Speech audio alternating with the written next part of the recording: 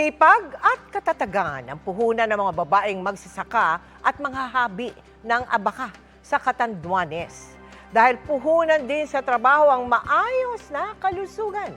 Hatid sa kanila ng GMA Kapuso Foundation ang libreng pap smear at breast exam. Batid ni Nelda ang hirap ng walang-wala. Kaya para hindi ito maranasan ng kanyang mga anak, todo kayod siya para makapagtapos sila ng pag-aaral. Kung hindi nagsasaka ng palay, pag-aani at paghahabit ng abaka ang kanyang pinagkakaabalahan, halos hindi na niya mabigyan ng oras ang sarili. Maraming hirap na dinaanan ko. Simula pagkabata, ang nakita ko na sa isang anak ko na nagkaroon na ako ng isang college graduate, parang nabunutan na ako ng isang tinik.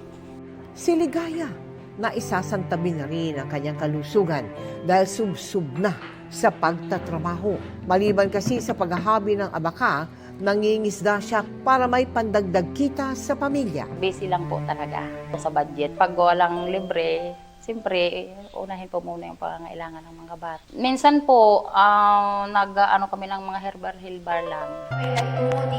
Bilang pakikiisa ng GMA Kapuso Foundation sa paggunita ng International Women's Day, binigyan natin ng pansin ang kalusugan ng mga kababaihan sa bayan ng Panganiban at Viga sa Catanduanes.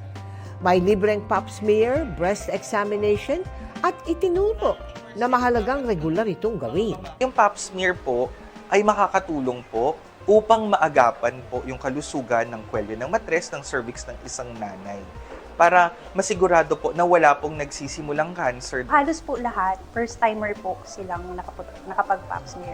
Kasi nga dahil po sa layo ng Virac, may mga espesyalista po tayo doon. Nakatanggap din ang ating beneficiaries ng iba't ibang regalo. Sa mga nais makiisa sa aming mga projects, maaari kayo magdeposito sa aming mga bank account o magpadala sa Cebuana Luwalier.